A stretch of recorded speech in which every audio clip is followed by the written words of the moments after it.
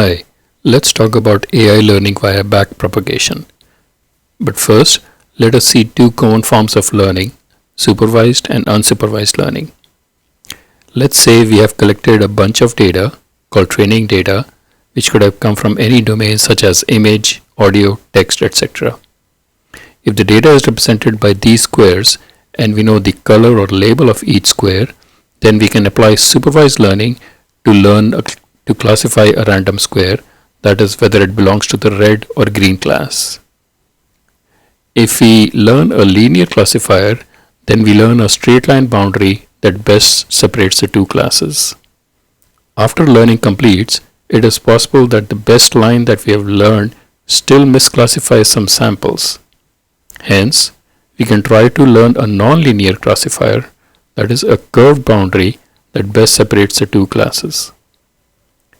After having learned the boundary from the training data, we can use this boundary to classify any new square as red or green, depending upon which side of the boundary it falls on. This is how we do supervised learning when the labels are known. But if we don't know the class labels, that is, we only have the squares but no color information, then using unsupervised learning, we can estimate groupings or clusters from training data. The clusters are formed to optimize certain criteria. For example, they minimize the cluster distances. In absence of labels, clustering information can help us predict the likely cluster membership of a new test sample. Let us now see how supervised learning is done using neural networks.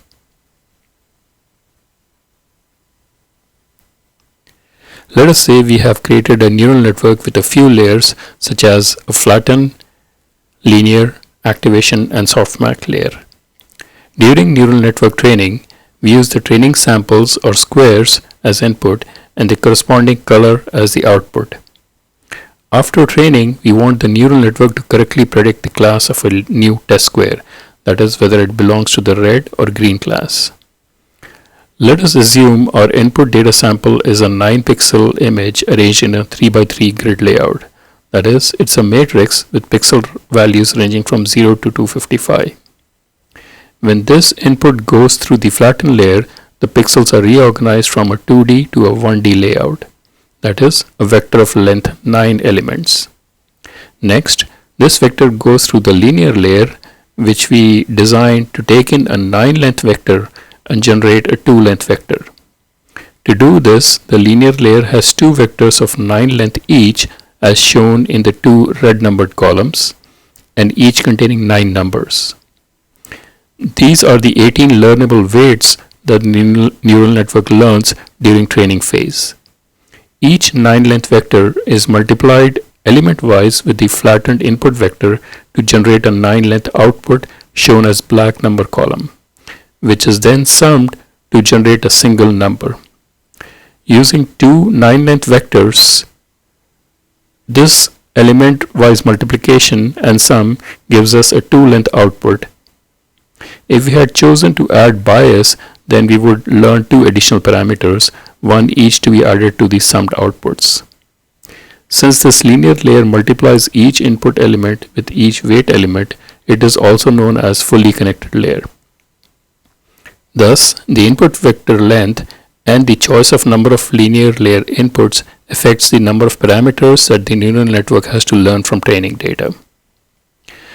Conceptually, this is what we see in a neuron representation where we have 9 input neurons containing pixel values and 2 output neurons containing values after multiplication by the weights and their summation. After this linear layer, we can have an optional nonlinear activation layer, for example, ReLU, sigmoid, or tanh. As we saw in the previous slide, having nonlinearity in classifiers improves their ability to learn curved boundaries. Finally, we have the softmax layer, which takes in the two output numbers and converts them to class probabilities by taking the weighted ratio of their exponentials. This ensures that the numbers lie in the 0 to 1 range and sum to 1. Thus, these two numbers can be interpreted as probabilities of belonging to the red or green class. In this example, we learned how a linear or fully connected layer network works in a neural network case to learn the linear boundary that separates classes. Next, we look at convolution layer, which is another common option in neural network architectures. In this neural network architecture example, the input first goes through 2D convolution layer before going through other layers such as nonlinear activation, flatten or pooling, linear and softmax layer. The main idea behind 2D convolution is to take advantage of the 2D layout of the image and capture correlations that commonly occur in different parts of the image. As an example, let us consider our 2D convolution layer to consist of 2x2 kernels or windows, each with 4 learnable parameters shown as red numbers. We slide this kernel over the input image, and at each possible window location, we compute an element-wise multiplication of the 4 elements from the kernel with the underlying 4 pixel values at the window location and summing them as the convolution output at that location. For this example, with a 3x3 input image and a 2x2 kernel, you can have 4 possible window locations with the detailed calculation as shown in the black text box. For example, using the 4 pixels from the top left corner and 4 kernel weight elements, doing an element-wise multiplication and sum gives us a value of 19.9, as shown as the first convolution output. Similarly, all 4 outputs are calculated for the 4 window locations. The size of convolution window, the sliding or stride length, and the number of such filters are examples of neural network choices that we need to make during design phase, and this affects the total number of learnable or trainable parameters that the neural network has to learn from training data. With each of the 2x2 kernel generating 4 outputs for a 3x3 image, the 2D convolution kernels generate a total of 8 output numbers shown in green. These outputs can then go through nonlinear activation, flatten, linear, and softmax layers to generate the final class probabilities. This is how the convolution neural network makes prediction for a single input sample. In both these neural network designs, the actual number of layers and their argument choices affects the total number of neural network trainable parameters, with the number of parameters going into millions is not uncommon. Finally, let us quickly look at how learning actually happens in a neural network using the concept called backpropagation. Let us start with a neural network that has n layers. For a given input x, for example a 3x3 image, we have a desired output y. For example, the class label associated with that sample. When the input goes through the neural network, it produces an output which we call y prime. The neural network loss for this sample, designated as L, is the difference between the desired output y and the actual output y prime. For each neural network layer, we can calculate the derivative of this loss L with respect to the weights of that layer W by backpropagating it through the intermediate layers. This loss gradient is multiplied by learning rate A to get the update U that we need to apply to this layer's weights. Hence, the weights for the next iteration are obtained using the update U, and this process continues until training stops. As the learning proceeds, the loss L should decrease per iteration as shown in the graph. So the training can be stopped when the change in loss over iterations decreases below a configured threshold. This trained neural network can then be used to predict the output label of a new test sample.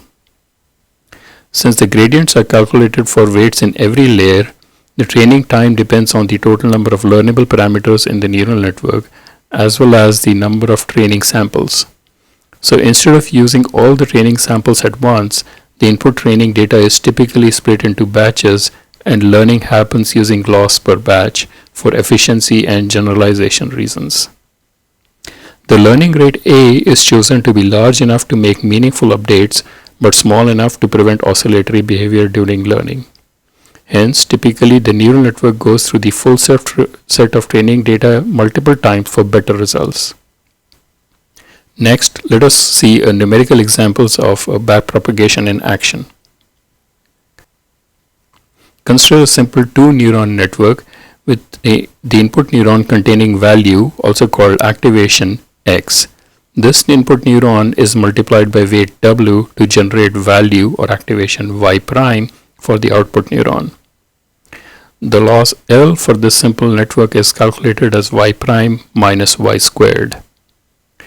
If the value of x is 2 and the weight w is 0.1, then the output y prime is 0.2. But if the desired output y is 1, then we want the weight w to increase so that y prime gets closer to y. To do learning, we want to calculate the gradient of this loss L with respect to weight w, called dl by dw. By chain rule of calculus, this expands to dl by dy prime times dy prime by dw, where d represents partial derivatives. Since y prime equals w times x, its derivative with respect to w equals x. So the total gradient is 2 times y prime minus y times x. Plugging in the values, y prime minus y equals minus 0.8 and L equals minus 0.8 squared, which equals 0.64. Thus, the value of gradient is 2 times minus 0.8 times 2, which equals minus 3.2. Now, if we choose a learning rate A as 0.1 and do gradient descent, our new weight W new is calculated by subtracting A times the gradient from W, giving W new to be equal to 0.42. So the weight W has increased for the next iteration, which is what we wanted. This is for a simple two-neuron setup. As we have more layers in the network, the chain rule allows us to backpropagate the gradient to earlier layers and help us adjust those weights. This completes our overview of how learning happens in neural networks.